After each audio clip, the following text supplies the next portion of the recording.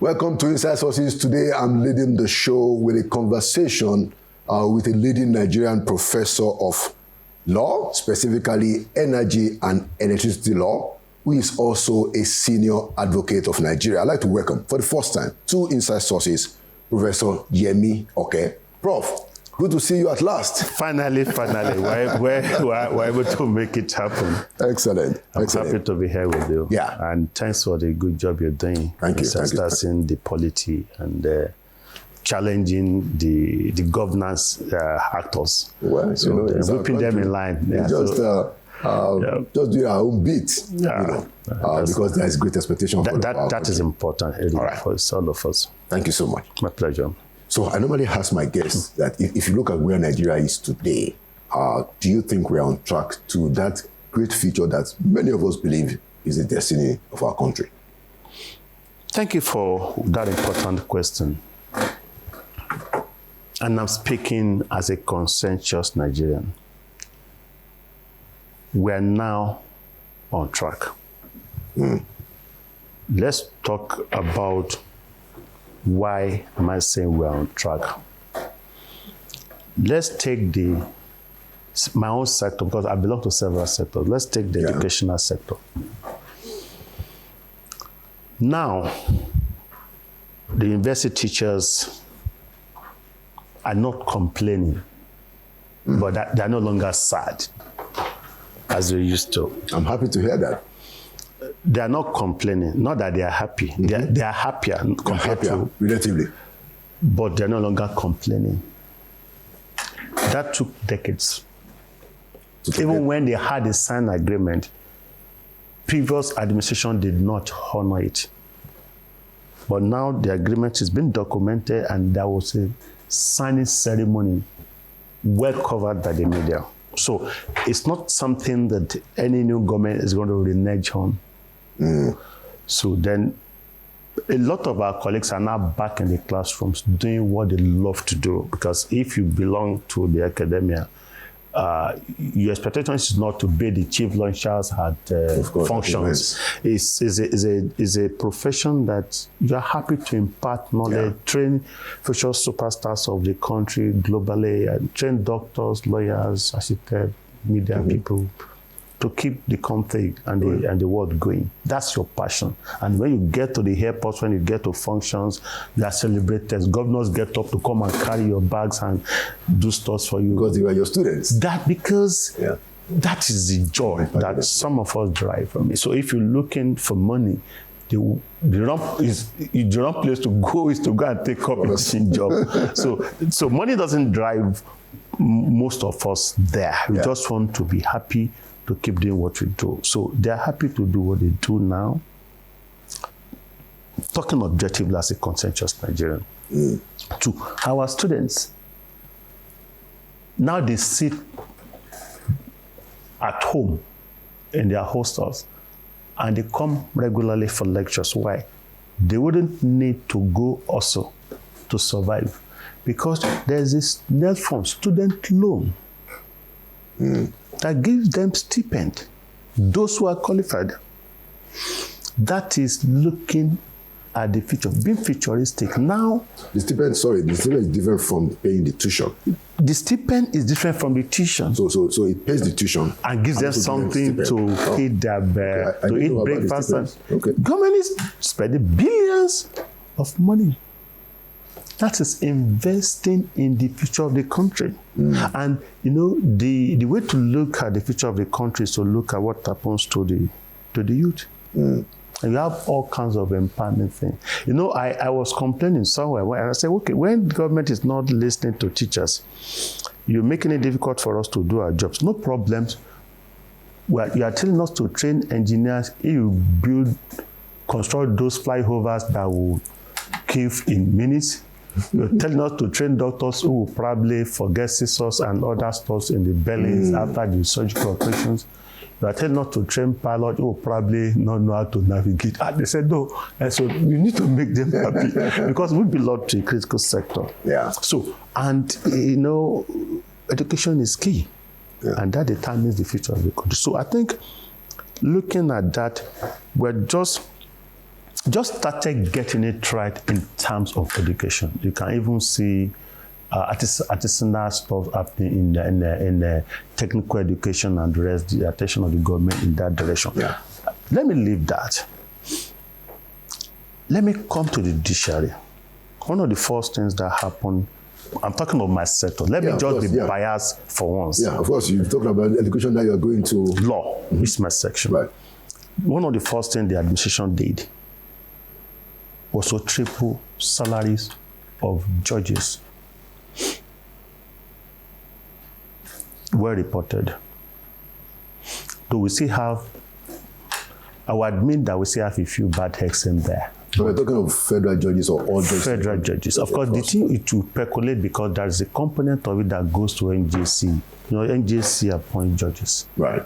You know, whether for state or federal, and there's a structure as to judges. You know, it's equalized. The difference isn't that much.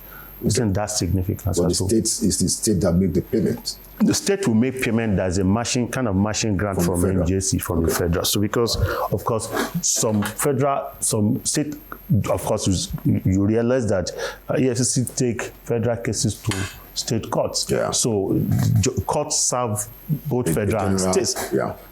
So that's why some laws of the state are enforced by the state or federal. And then when you are convicted of an offense based on a state law, you get taken to a correctional center of the federal government. So there's a way the judicial system is intertwined and interrelated. So let me leave that. Nobody is disputing this. Let me come to the power sector, which is my specialization.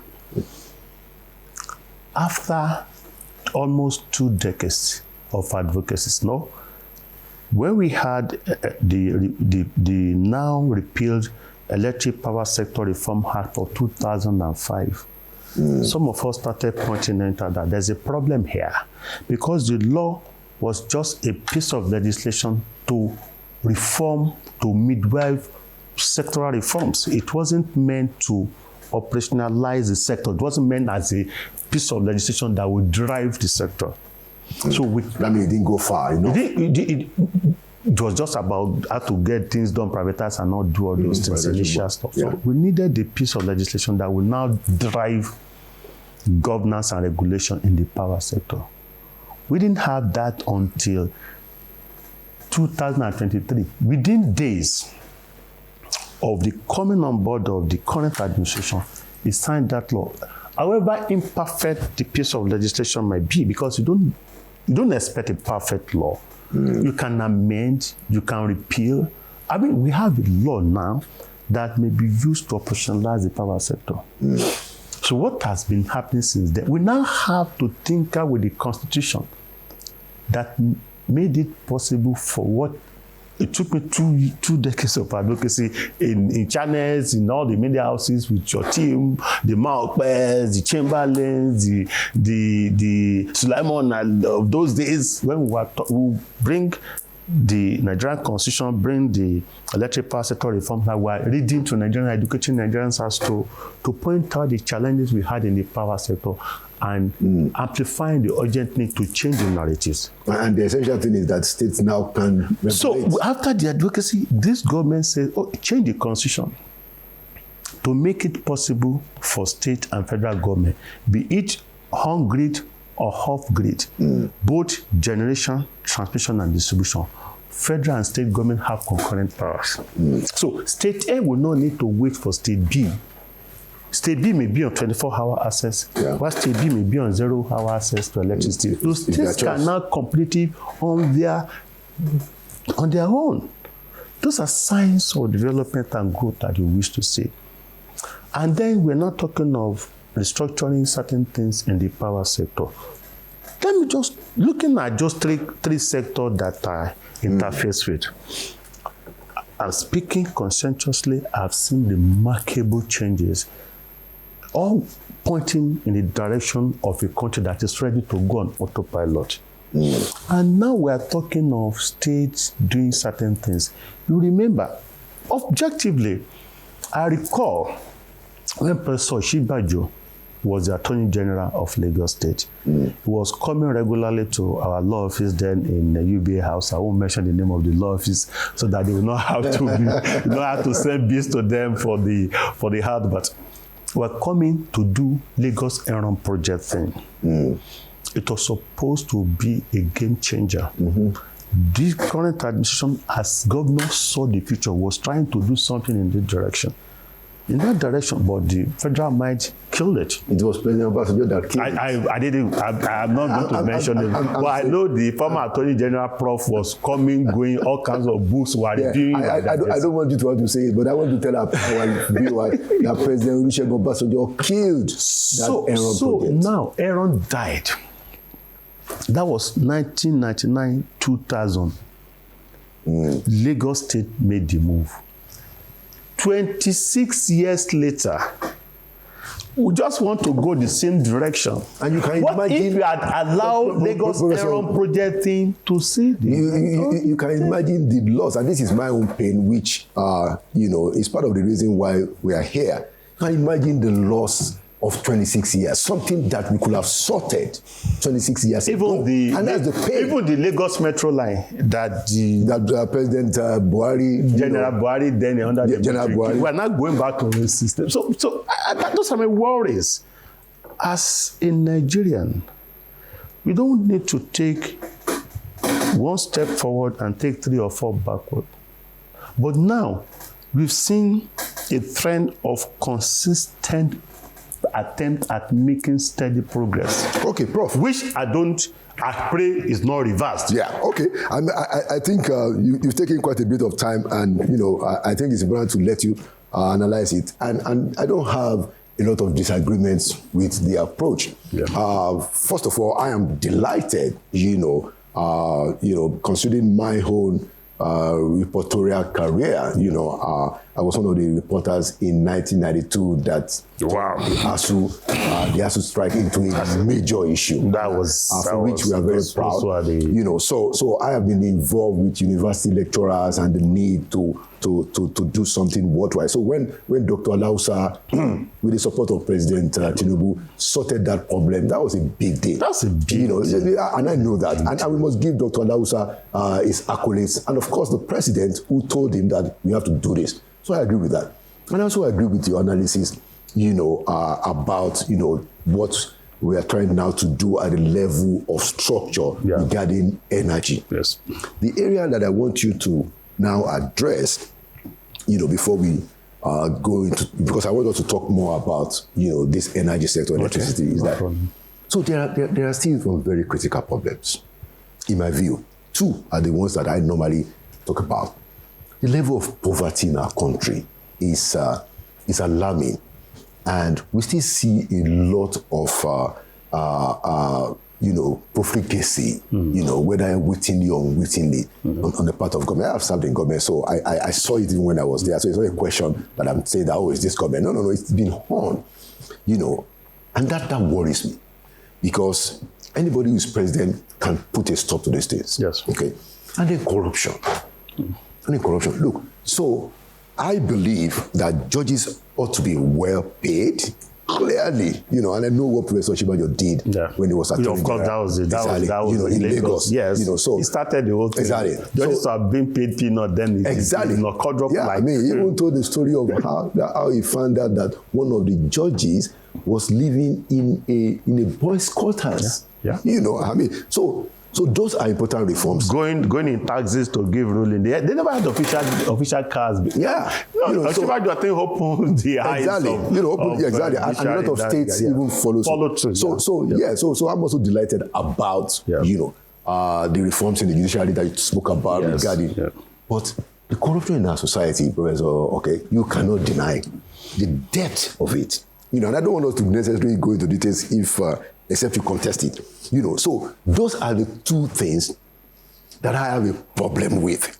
And I'm not sure that the current administration is doing enough in those 2 areas. Now, I'm not one to dump everything on the federal government. No. A lot. As a matter of fact, my other issue is in the area of human capital development, so that you can comment.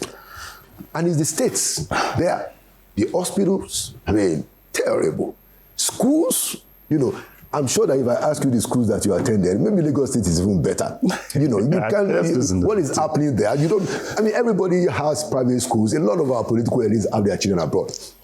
So those are issues that it's the states that are responsible. So I'm not holding the federal government responsible for that, education and health. So how do you respond to those critical areas, Professor? Okay. Thank you. I don't know how you want me to talk. Do you want me to talk as a scholar? Be free. Be free. It's entirely up to you. Let me talk as a scholar. One, I never will support anything that has to do with corruption or corrupt tendencies. I hate it, like the passion. So I don't respect any corrupt leader or any corrupt person as a person. I think I'm entitled to my whole attitude. But as a researcher, I am minded to think that our problem might not be corruption, the way you have painted it. Okay. Let me give you a typical scenario. I said this in one of my classes, and my students were like, "Oh, you never thought of it." I wanted them to reason differently as scholars, not just reason the way and reason. Yeah. So, one, assuming the money in the system is in this studio. Okay. The money in the Nigerian system is in this studio. A greedy person comes as governor, takes a chunk to another corner. Okay. Another greedy person takes a chunk to another corner. Another person comes who doesn't want to takes the bits he needs to another corner.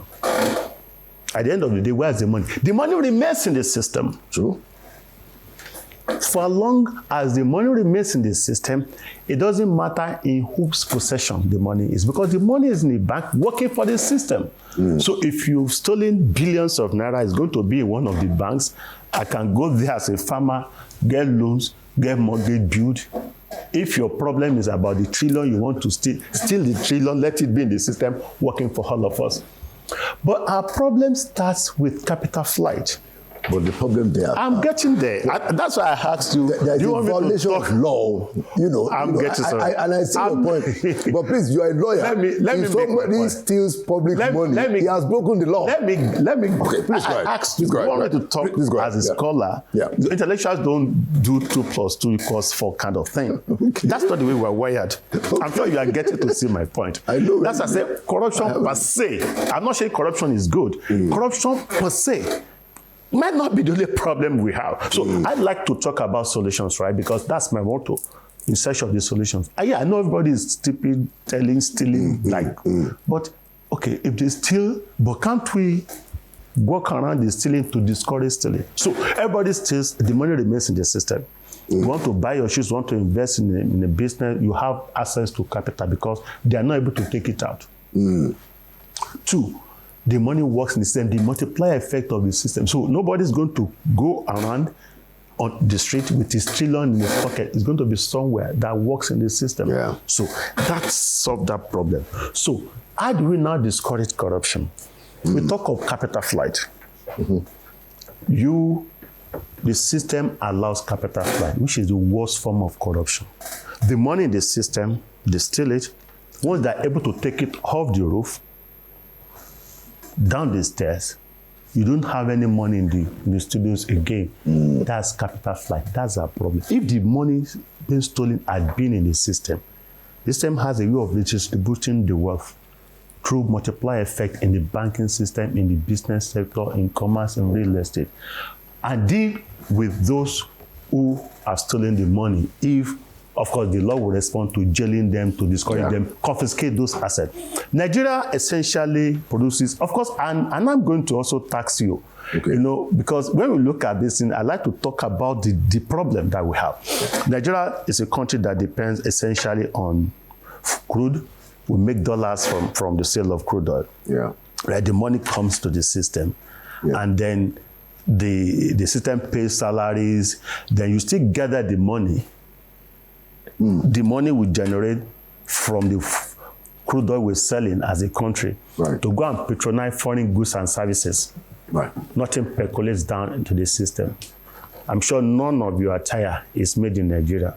The naira, the much of the naira, I'm coming. The much of the naira you have generated. I'm going somewhere. I'm coming. I bought this in Lagos. No problem. I'm getting somewhere. The much of the money you've generated, you're going to take it back to foreign economies to buy this kind of beautiful suit that you're wearing, to buy your expensive wristwatch, to buy your expensive phone gadget. So the money in the system goes back to foreign economy, and we don't bring anything back because we're a consumer country. So the wealth of the nation gets filtered away through capital flight, through foreign patronage, because we've not practiced what is called aggressive protectionism. I want us to move to, because of our time, to talk about energy. You are named as a member of the 11-member committee, presidential committee on setting up of the grid asset management company. Now, I think that has something to do with the problem of electricity. Yes, please. Now, we're going to go a little bit political.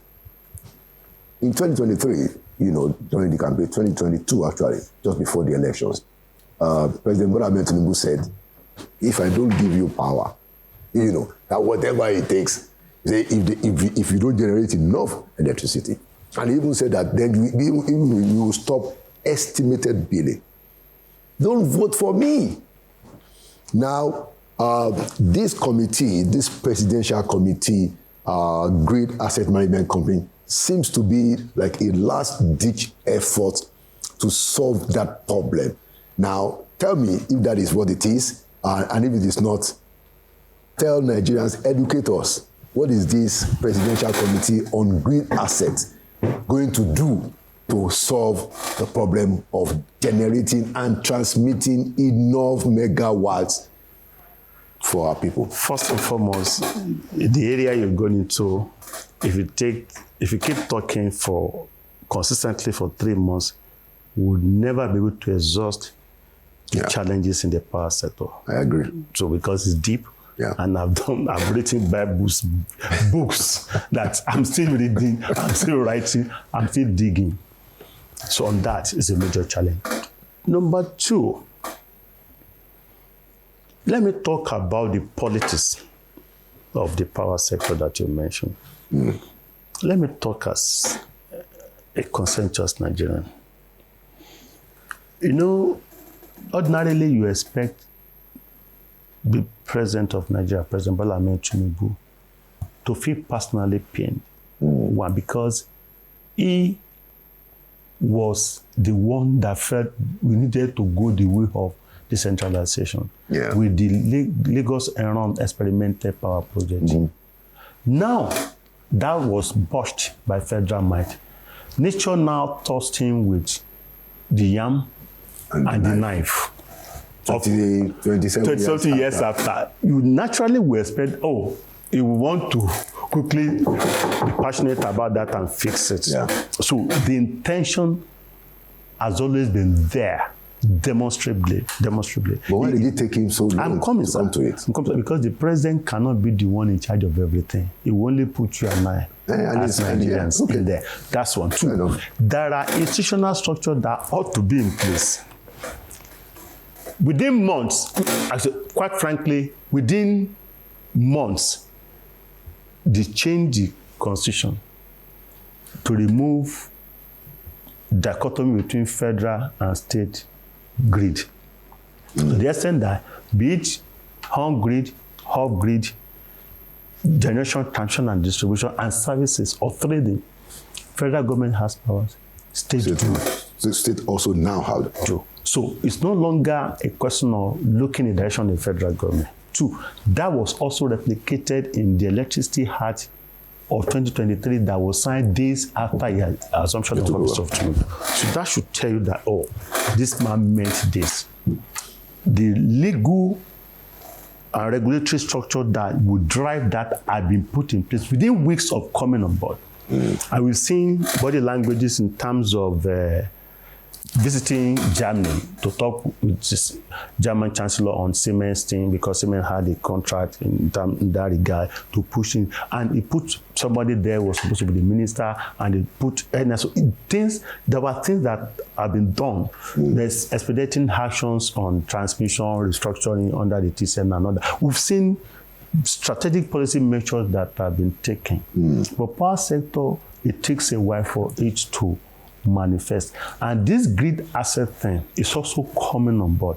Honestly, if I was sitting on the table of Mr. President, in terms of leadership, in terms of direction, in terms of law, in terms of regulation, in terms of constitutional enablement, there's nothing that ought to be done that the President has not done. But in Nigeria, you've not seen state police. No. See, you could see. You see, those are the things. You still need to see. Okay, even state police. There were debates, National Assembly. Some states initially resisted. Some states are now supporting. Even the power sector. It's now 3 years that we've had decentralized electricity structure. Yesterday in channels, when they are reading newspapers, headline news. The Guardian newspaper headline says 16 states falter in decentralization of electricity. 3 years later. 3 years is enough for states to start to show serious signs in that regard. Absolutely. We can no longer put the blames of the power sector at the doors of the presidency of the federal government.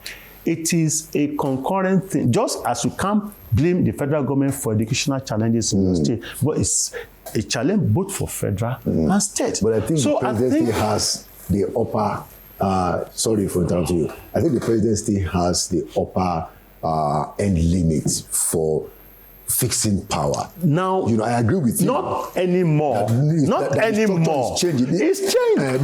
Because it's just new. Let me assess something. States. I think you should give the states. Let me show them responsible. Let me say something. Yeah. Maybe as we wrap up, or we still have more time, we keep talking. Let me give you this. Of the regions in the country, the region that is most strategic is the northern region. In what sense? Thank you. The 3 hydros that we have that are functional, Kanji, Shiroro, and the other one, are in the northern part of the country. The hydro capacity of the north is massive and is about the only working hydro that we have in the country. That's one. 2, and there's even solar radiation. Mabila is also coming about. There is a solar radiation in the north. By the time you come out of the plane in Abuja, you're going to feel the heat. And up north, massive solar capacity.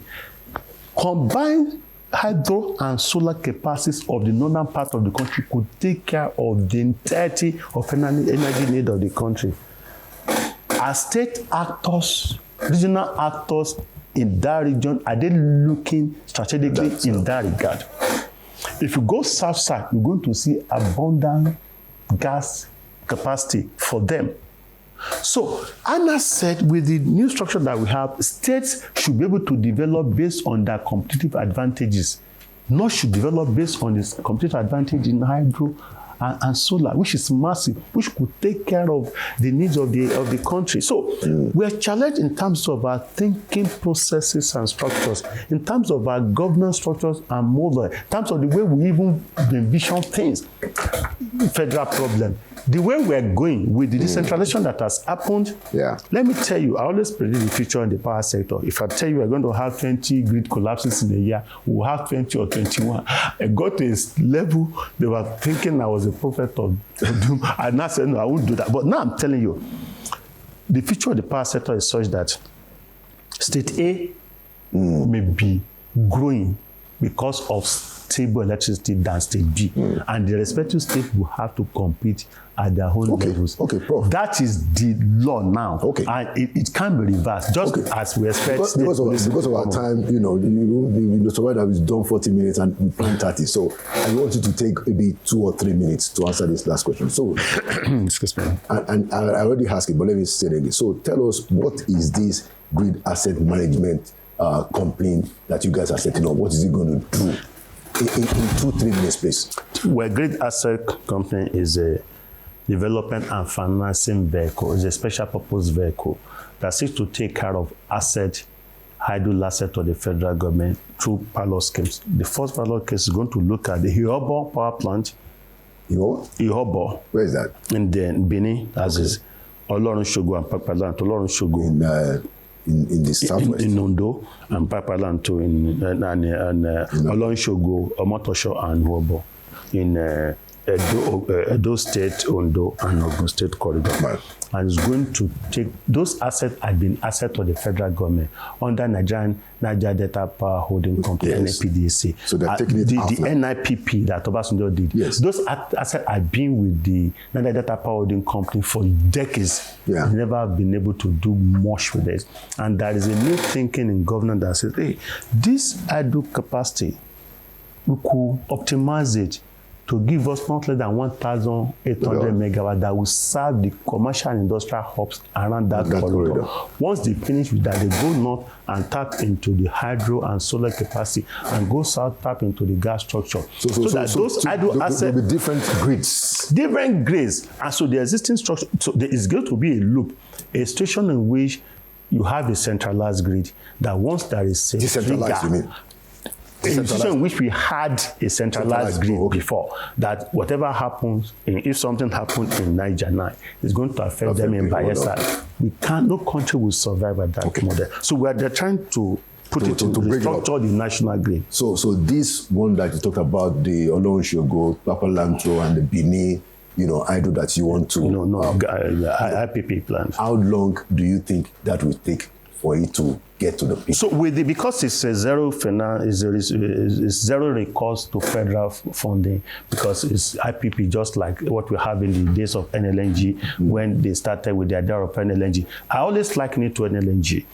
In the same law office that we were, the Nigerian government felt NLNG was coming on board. Then the NNPC, what the NNPC says, don't bring LNG. We had the capacity to deal with it. Anything gas, we have Nigerian gas company that deals with gas. Federal government put its feet down and said, no, let's have a different thinking. Let's have this and see what special project. Energy is now a success story. The same thing when we started, some people say, no, we have the TCN now, we have this. I said, no. They've had this asset for donkey years. They didn't do anything with it. Private sector is coming. That's why this GAMCO is a development and financing special purpose vehicle. So they're going to get private sector funding to run it successfully, and the commercial center, the industrial and commercial center will take care of almost 60% of our national in terms of development and wealth generation. How soon do you think this will happen? 12 to 18 months. Fantastic. Okay. All right, we can continue. Honestly, if it's something we've been advocating for several decades. I'm happy to get on board now that we have somebody who's willing. These guys have been talking in the media. Okay, let's now do it. That's okay, no problems. Let me be a part of this and start to. Excellent. I've always liked to be a part of the solution anyway. Me too. That's exactly what you do. That's what we are trying to say. That look, let's see what has to be said. Is the reason why. After serving in presidency 8 years, I didn't go back to New York. Honestly, I said, there's no use. Let's stay and use our country. And the potentials are here. New Yorkers will not come and develop our country. Exactly. I know. I used to see, just as you did, when I finished my PhD, I wanted to practice law and teach.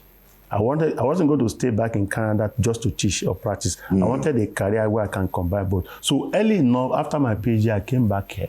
Why? Because I saw myself as a brain gain, as against brain drain that we had. Fantastic. Those years. And to date, we have no regret. We've been adding value to our country. We'll continue to do more about the grace of God. We'll be able to build a country of our own. I believe so.